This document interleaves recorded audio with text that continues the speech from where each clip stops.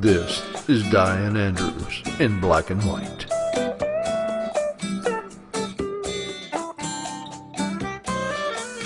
The issues you don't want to talk about. The arts and entertainment you need to know.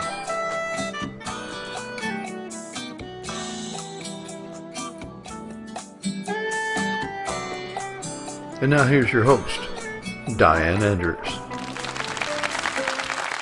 Welcome to Dianne Andrews in Black and White, and I'm your host, Dianne Andrews. Thank you for tuning in to us today in this very interesting, I think, show and very compelling show.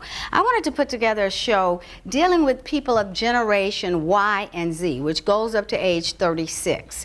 We have a person here as young as 15, about to be 16, and going up to 36 years old. And we are going to talk about the experiences that they're having in life, what is their biggest problems in life today, and what things they've gone through that have made them better, or they think that they need help in becoming better because of. So we're going to start with that today, and then I'm going to ask them questions about what do they think about immigration. Will they give Donald Trump a chance to become a good president, which I think he probably can be. Things like that, race relations, politics. What happened at Ohio State University a couple of weeks with a Somalian-born person who ended up butchering 12 other students. So we're going to talk about that today, and we're going to start with Jonathan Porsche. My name is Jonathan Poche. I'm 28. I was born and raised in Metairie, Louisiana. I have two children, two boys. One's 9, named Drew, and I have Jackson, his baby. He'll be 2 in April. I was diagnosed when I was 12 years old with Crohn's disease, which hasn't been easy growing up, but has made me a stronger person and really gave me a better outlook and give more people empathy through my day-to-day basis. Also, aren't you a mass communications major? I did graduate at Southeastern Communications with a multi-platform journalism degree. Yes. Okay. Thanks, Jonathan. How you doing? My name is Desmion Barrow. I'm 26 years old. I was born and raised in Baton Rouge, Louisiana. Also, I'm a young businessman. I've been doing business since I was about 16, probably in high school when I started my first online business. Currently, I own 2 businesses, a landscaping business and a party rentals business. And I heard you're very successful. oh yes, ma'am. Yeah, it's been a roller coaster ride. How many employees do you have? Well, currently I just have 1 employee, just to fit the needs of the business, but it's steadily growing. Usually I tell people, a lot of people think you become an overnight success overnight, but it takes about 5 to 7 years to become an overnight success. So that's kind of been And it's not overnight when it takes 5 to 7 years, I can guarantee. Businessman means busy man. True, and true. And it's hard work. People should always remember that. I'm Mia. I'm 16. I'm a high school student. I go to Baton Rouge High, and I want to be an actress, and I'm a filmmaker. And this is your television debut, isn't it, Mia? Yeah, it's my first show.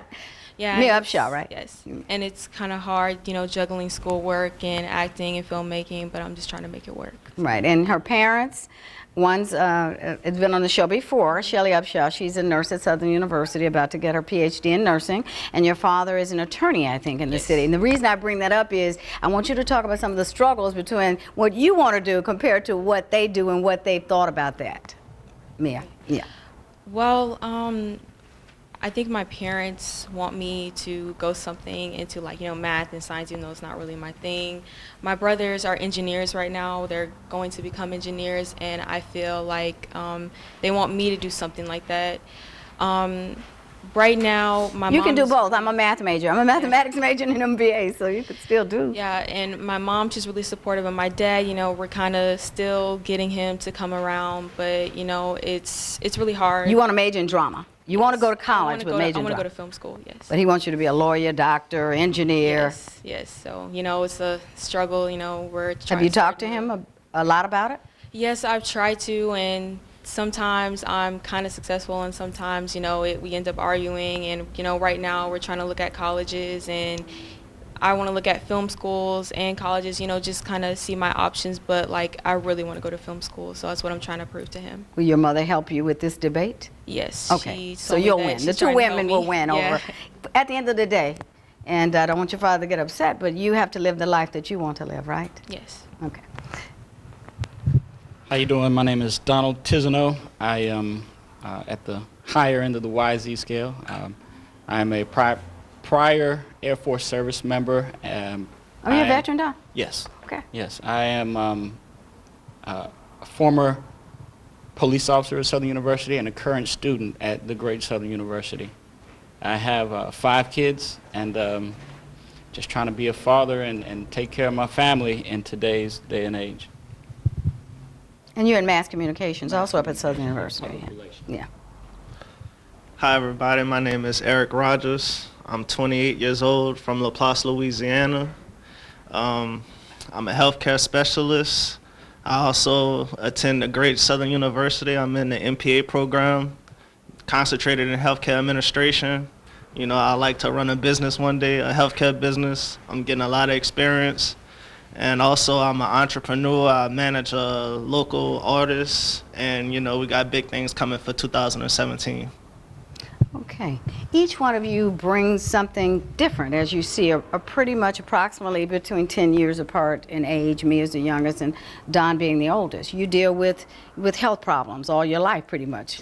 You're a businessman since you were a teenager. You have conflicts with parents on what you want to do in your life. You have seen things, and you have 5 children, and you have domestic issues at times, I think, dealing with work, school, and domestic issues, not problems, I won't call it. EJ, I want you to start off, though. We're going to talk about black-on-black crime. EJ witnessed recently one of his best friends shooting and killing another best friend in the same apartment within the last 2 months. Let's talk about what did that do to you, EJ? Well, it actually opened my eyes up to life. I mean, it showed me that, you know, life it could be taken away from you in a second. And it also shows me that, you know, if you don't fight for what you want, or if you don't step out and get what you want, then, you know, you're gonna, you know, life could pass you and you could die, you know, and not achieving your goal. And it just showed me that, you know, you gotta go for what you want. So it gave you more determination in pursuing your path. Yes, ma'am. Okay. Let's talk a little bit about why film school. Mia, why?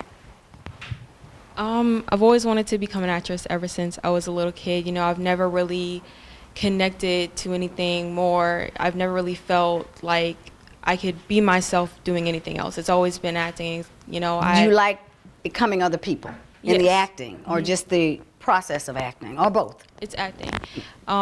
It wasn't until last year I really started, you know, trying to produce my own movies, trying to, you know, write and direct and stuff like that, but I've always wanted to be an actress on film. And your mother and father, have you been in a lot of plays growing up, always in plays? Did they put you in plays? Yes, actually, in the school system, they have talented drama, and I've been Because you're in that Baton since I was Rouge 7. Magnet High School, I think, aren't you? And I've been doing that since I was 7, so, you know, it's nothing new has been going on, so. My godniece, I had mentioned, she's on Broadway, and she was going to be a doctor. Very smart lady, but she's now an actress on Broadway. So once that bug hits you and it's in you, I just think that's really what you have to pursue, your own path, right? Would everybody kind of agree with what Mia wants to do is what Mia has to do? You think, even though your parents and your father will probably never speak to me again, but at the end of the day, he decided his path, and I think you have to decide your path. Let's talk a little bit about what you all think on immigration. Jonathan, tell me, what do you think of what Donald Trump has said about immigration? We're going to talk about some world issues a little bit. Personally, well, I don't know if we're going to divulge information on who we voted for, but I was a Trump supporter, not only because he was, in my opinion, the lesser of two evils, but because he seemed to agree with more topics with what I saw than with Hillary Clinton.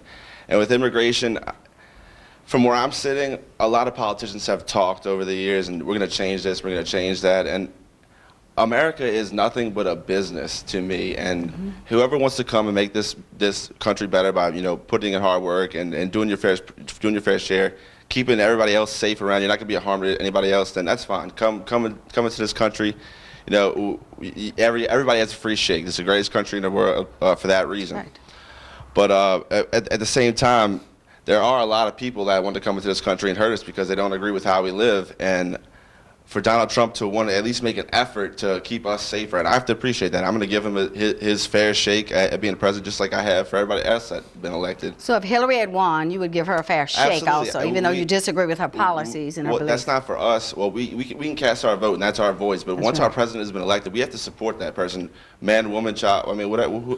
Everybody has to come as one country. And if we're going to scream that we feel that we're being treated unjustly,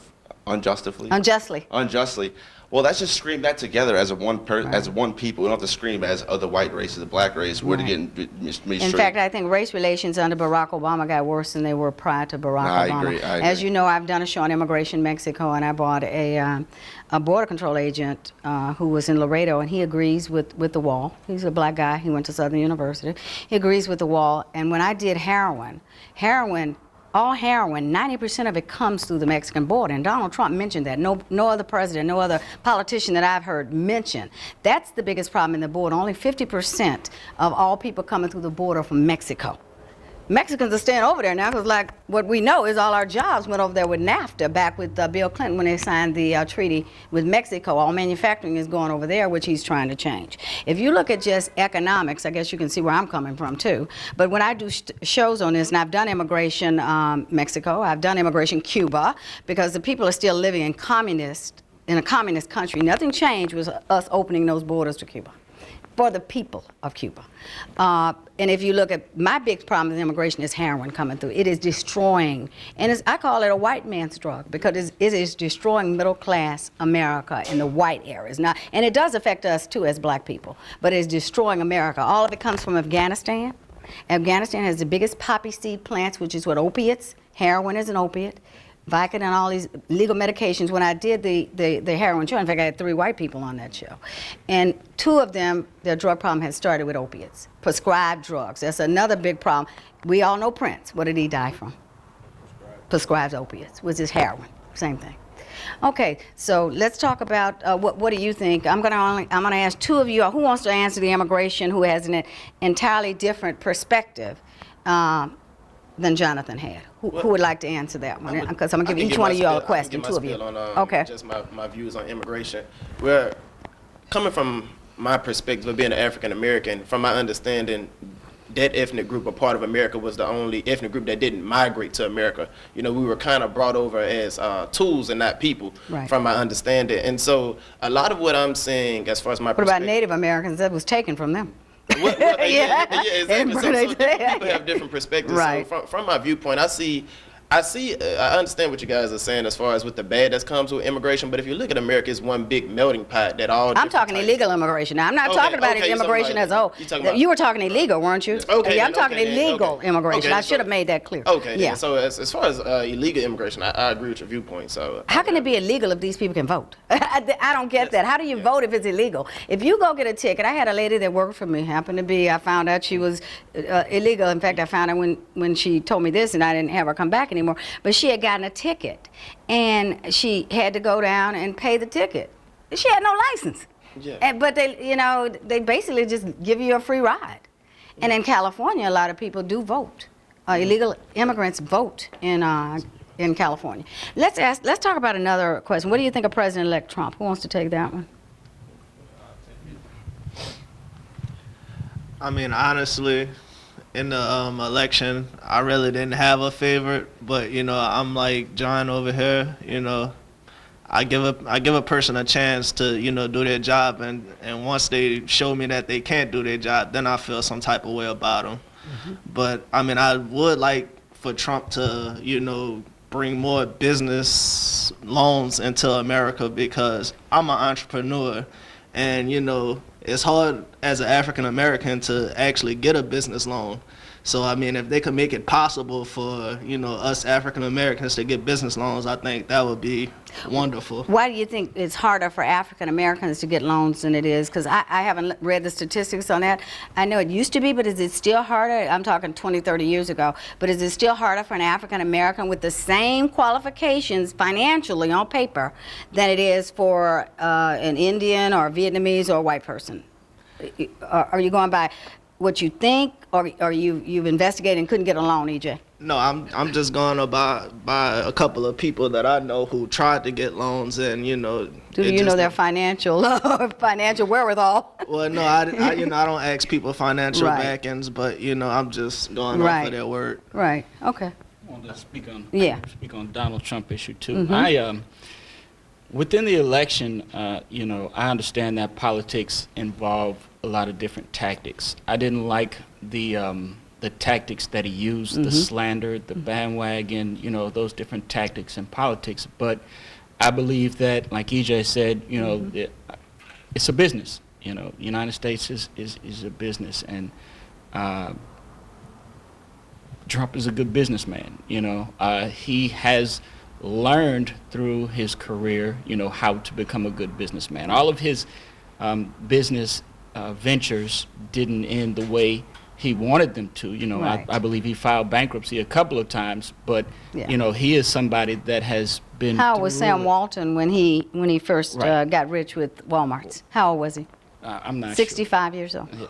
Yeah. And has probably He been went in the broke business every world a time lot. since he Right. became the richest man in America. Right. Yeah. Yeah. So it takes time, and you know, he's a good business person, and he's not afraid to let you know how he feels, and he. I think he said believe some things that don't make sense. Right, And he right. said some things that were negative, but also Hillary Clinton did. All of them do the same thing. What does she call black people back in Super the predators. 90s? Where we were all super predators. Right. And what do you remember the Violence Defense Act? I have a cousin who has spent 20 years in prison for selling marijuana 3 times with no gun.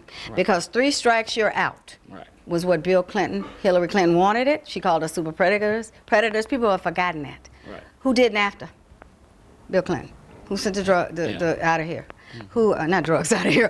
who sent the jobs out of America? I think everybody's got pros and cons, but I'm a strong believer. If I get up every day and I have somewhere to go and I have a purpose to do, instead of getting a handout from the government, I will be a better person. And my biggest asset for him, I think, is jobs, like you said and you're saying. I think I it'd be believe good. jobs. Yeah. Tell me how you feel if every month, I saw a guy from the coal industry on talking one night, a white guy, because coal up there in Tennessee or Kentucky, wherever he was, it was mostly white people. And it really almost made me cry. He said, I don't want a government handout. I want a job. He said, you know, I'm 45 years old. I mean, this area they were filming looked like Afghanistan. I mean, these people have no jobs. They've stripped it. We've got, you can do clean coal. You can do a lot. We have oil in America. More natural gas comes through this state than any place in the world. Why aren't we using our own gas? Why aren't we using gas that we have and oil that we have instead of taking it from another country? We need to be important to them. Right. I mean, you know, they need to be export to them. And us stop buying so much oil. They rule this world because we're dependent on them for oil, right? Right. Saudi Arabia. But we've contracted a lot of things out in the United States to foreign countries. And don't you think a lot of it had to do money. with, let me tell you another thing I like about Donald Trump. Can anybody buy him off? No. Hillary Clinton spent 2 times more money on this election of other people's money because she didn't put 1 penny of hers in, and he put millions of dollars of his own money. Like I do. Hey, Donald, I'm like you. I pay for the show myself. I think he's going to be a good president. I just hope he doesn't, like you say, let his mouth get us in trouble. I think since he's been president and since some people have gotten with him, who's running, Kellyanne Conway, I think I haven't heard him say as many things that are out of the box. Right. And I think people say, you know, Ku Klux Klan is behind him. Let me tell you, I tried to get Donald Trump, David Duke's on this show. I've tried 2 or 3 times to find David Duke. You know, I do shows on the Klan. In fact, I'll be doing one next week, a couple of weeks from now. But if you don't bring the right and the left together, how do you come to the middle? I heard he hired Bernie Sanders, too, as part of his... Oh, did he? Was yeah. that today? I think it was last week sometime. Oh, I didn't know he heard. gave Part of the transition team, or did he give Right. him a spot? Not a spot on the cabinet. Yeah. No, I know he interviewed Mitt Romney, but he hired somebody else as Secretary of State. Not Bernie Sanders, I'm sorry. You're talking about Carson, Dr. Ben Ben Carson. Carson, He's right, over Ben urban Carson. development. Right, yeah. Secretary That's of what it is. urban development. Right, Yeah. yeah. So he's going to be. That's a lot of money in the urban development arena. Right. Then what else would you all like to talk about? Tell me something on the international, national level. What do you think about the war? What do you think about Iraq, the Middle East, Iran? What do you think going on over there? Aleppo, does anyone know what Aleppo is? Don't be Gary Johnson on me, the libertarian candidate, right? They asked him about Aleppo, he didn't know what it was. That's over in Syria. Okay, they're bombing, and it's a disaster. It's mass bombings, they're killing kids all over the place. We have had more people who have had to become refugees in the last 5 years than ever in history, of one of the major times in history. And what Dr. Ben Carson went over to Jordan when he was running, and he asked those people, do you really want to come to America, or would you rather us create safe zones in your communities? And Jordan was a country that's willing to take some people. Let me ask you, if they wanted to take you away from America, what you eat, what you like to drive, what you like to do, the freedoms we have, would you like to go? No. So those people told Dr. Ben Carson, he said that when he was running for president, that they would rather stay there with their own culture, their own kinds of people. And there's no way, if Syria, which has been in civil war for 6, 7, 8 years, how do we vet those people? Tell me. How do you find records about these people? Right. Can we vet them, do you think? I don't think so, because, just like you said, a lot of people from the United States, we wouldn't want to go and, take all of our civil liberties and our norms that we're used to every day. We wouldn't want anybody to take that from us, because that's what we're used to. Right. I understand some countries need liberation. United States, we've had a problem, and we've become used to our norms. So I don't think that nobody else would want somebody to come over and take their liberties away from them. Just a topic to speak on, Ms. Andrews. I would like to see, across the board in different categories, to see a lot of millennial development, because I think as a country, we're not investing enough into the next generation of leaders. The majority, even in the political arena, you see a lot of the seasoned political people and candidates and things of that nature, but how many of them are grooming up? I believe I seen one time, I can't quote the actual fact, but it was like a young guy, I think he was like in his 20s, I think 21 or something like that, and he became like a state rep, or I think it was councilman or something like that. But I think across the board, we, as a country, because we can focus on international things, but I believe in taking care of home first. That's what I believe with the jobs, with Donald Trump. We need to take care of this place before we help the rest of the world. Yeah, and a lot of times when we look in bombs, we look in bombs in a physical sense, but there are a lot of, I would say, metaphorical bombs that have been dropped in America, that are still causing radiation to this day, if you want to think about it in metaphorical terms. For instance, like the bomb of the war on drugs and the continuing effects of, deteriorating families that you're seeing because of that. Even in Louisiana. What do you think? You bring that up. Let me ask you, what do you think about teenage pregnancy? Teenage pregnancy, I feel, is babies having babies with no father. I feel like, well, from my understanding, I would say that it's a symptom of a much larger problem of deteriorating households. You have babies having babies because, number one, you don't have the fathers. And then it depends on your ethnic group. Speaking from an African American. 65% of all black kids are born in a matriarchal society and raised, which means they have no father. And see, with that, speaking from, a different perspective of the African American ethnic group, it's a symptom of a much larger problem. When you had the war on drugs going on, most of our fathers, I grew up without a father. So either your father... And there are strong women in any ethnic or white race that can raise children alone. But as a whole, don't you think it's better if there's a two-parent family there? Yeah, again, that financially, goes back to, mentally, domestically, better. Yes, and that just goes back to what do you think, Mia, being the youngest person here? About teenage pregnancy? Yeah, and about children being raised with no father. I think it has a really big effect, especially on young girls, who are straight. They look for that. If you don't have like that male sense in your life, you sort of look for that in other men. And I actually I have like one of my friends that I went to school with, and she got pregnant, and she just had her baby, and she's 16. Yeah, she's 16, and it just, I don't know how to put it. It's hard to have a baby while you're in high school, and you're not with the person that you have the baby with, and you have to be financially supported by your family, and you want to go do all these things. And I just don't think that girls should get pregnant, at a young age, because it's a lot of work, it's a lot of growing up to do, to take care of a whole nother human being when you're not even ready to take care of yourself. That's right. And it's just, I don't judge people on what they do. I have my own ways on how I should live my life, but it's just harder for girls. Girls get called all these. What though, a little boy names. without a father? I think he doesn't really know. He's only around females. What do you think of a little boy without a father? I think it all has to do with education. If you're not educated, you don't know. When you say educated about children, having children, anything, educated about anything, because Because I Children saw my aren't mother educated do it, about and my the neighborhood media. did it, and other people Right. did it. It becomes residual, right? Right. I'm doing And- what everyone else did. But you know, a lot of the That's what you younger mean by kids, education? right? But a lot of the younger kids look at the media. You know, they watch videos, Yeah, they you listen see, to hey, music, and they Angelina see Jolie it with her on black TV. baby, Madonna with Right. the black baby, all these Hollywood stars with no husbands having babies. Well, not just that, you know. But I think that helps people wanna proliferate young portray- kids wanting to have babies. Do you think so? Pregnant on TV every night on MTV. Oh, is Right. that they got a You know, show on 16 and But pregnant? in media, they portray, you know, Used to be sex, bad drugs, not to and be different married. Now things it's like okay. that as, you know, the good life, you know. But it's not really that. Drugs?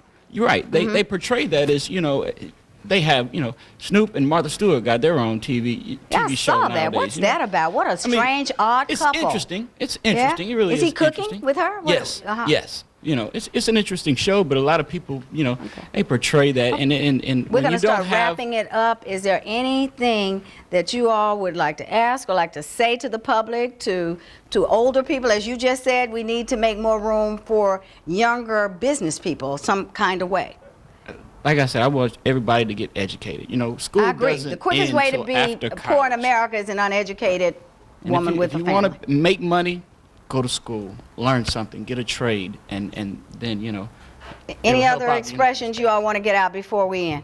I would just say as every good country, every good family spends a large portion of their resources investing in their next generation. Mm-hmm. And I would just say as a country, as a state, as a city, you know. Tell me what would you like to see happen? What kind of investments in youth for business? Well, you have to invest in number one within the leadership of the because who's going to lead the youth after the majority of leadership that's running the country, whether in the political arena, the business arena, it's usually like 35 and up, unless you're doing like some social network or some technology Mm-hmm. company or something like that. So who's going to be the next generation of people that's going to lead this country? And that, you know, we don't see that. It's you all. But usually individuals like ourselves. Probably back in your day when you were coming up, Miss Andrews, you Right. probably had a magnitude of different mentors or models that you can look after. And you are saying you don't have no, those? No, ma'am, we don't.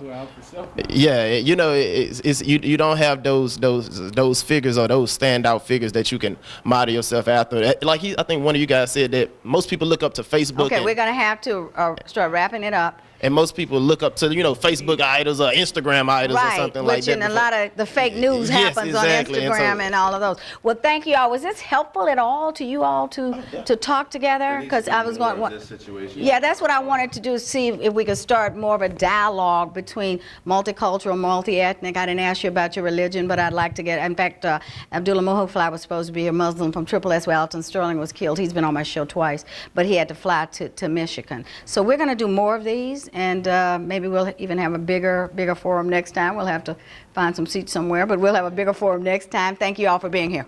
Thank you. And Dianne Andrews in black and white. Thanks. Thank you. See us next week.